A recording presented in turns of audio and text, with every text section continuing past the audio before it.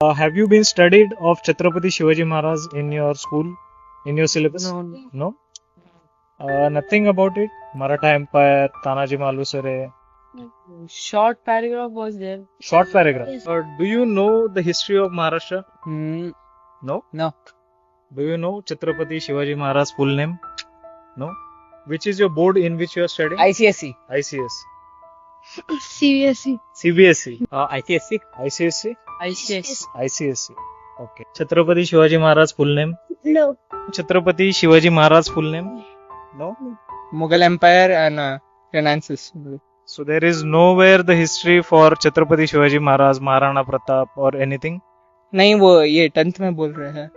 अभी तक नहीं है. नहीं अभी तक. Oh, when the Mughals came, there was a few part around 1 page for Chhatrapati Shivaji. Only one page. That's it, and that also including them all in the Marathas.